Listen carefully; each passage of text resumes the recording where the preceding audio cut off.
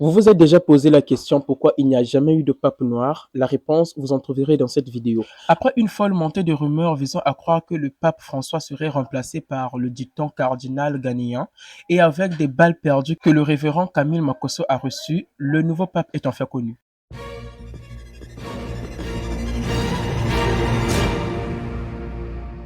Bonjour à tous, je suis Eli. Ici sur ma chaîne, je vous informe sur les dernières tendances sur la toile. Alors n'hésitez pas à vous abonner, d'activer la cloche de notification pour être au courant de mes toutes nouvelles vidéos, liker pour permettre à l'algorithme de recommander la vidéo à d'autres personnes et n'oubliez pas également d'aller suivre ma chaîne secondaire. Là-bas, on parlera des sujets de proximité, des vlogs et le débriefing des Show TV. Générique.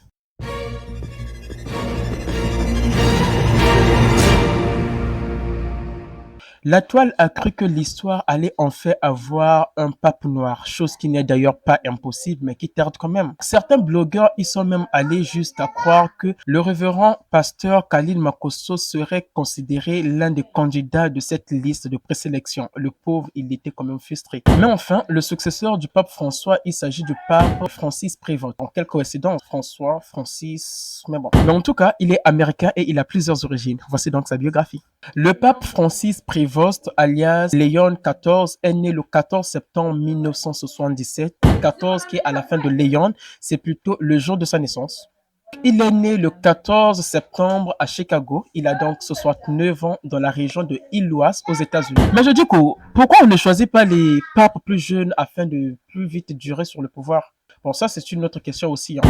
Le pape Léon XIV est de nationalité franco-péruvienne. Son père, Luis Marius Prévost, il était franco-portugais, ancien directeur d'une école et lieutenant de vaisseau de l'US Navy pendant la campagne de la Méditerranée lors de la Seconde Guerre mondiale. Sa mère, par contre, Mildred Martinez, italienne-espagnole, elle était bibliothécaire de leur paroisse où il priait, lui et sa famille. Il grandit donc dans une banlieue au sud de Chicago avec ses deux frères, Louis Martin et Jean-Joseph. Il parle donc ainsi anglais, espagnol, italien, français, portugais, haoussa.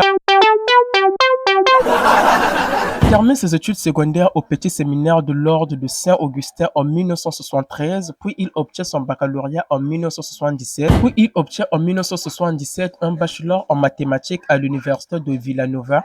Le 29 août 1982, il obtient en fait sa licence en théorie de la Calor Theological Union UTC en cycle de Californie. Il débute donc sa carrière en tant que prêtre en 1982 quand il est ordonné prêtre de l'ordre de Saint-Augustin. Le 30 décembre 2023, il est donc nommé cardinal par le pape François et ainsi en 2025, il devient donc le pape. Donc voici un peu en quelque sorte la courte biographie du nouveau pape Léon XIV. Pour ceux qui veulent en savoir plus, allez sur son Wikipédia.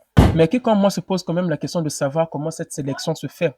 Est-ce que ça se fait par tirage au sort ou plutôt c'est une sélection du Saint-Esprit? Bon ça, je ne sais pas. On le verra dans une prochaine vidéo. En ce qui me concerne, à l'idée de voir depuis la création de l'Église catholique, il n'y a jamais eu de pape noir. Je suis de libre avis de croire qu'il y a une certaine discrimination dans cette affaire. Ils auraient dû au moins faire semblant de se dire, bon, cette fois-ci, mettons un pape noir pour un peu équilibrer les choses, mais jamais, chose qui n'a jamais été faite.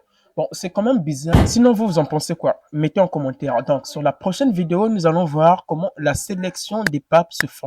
Est-ce que ça se fait par tirage au sort ou plutôt c'est la désignation du Saint-Esprit? Ciao, ciao. C'était donc Eliezer. N'oublie pas de t'abonner si ce n'est pas encore fait, de liker la vidéo et surtout de commenter pour me donner tes impressions sur la vidéo s'il y aurait quelque chose à modifier ou il y aurait peut-être quelque chose à retrancher. Bye bye et à la prochaine vidéo.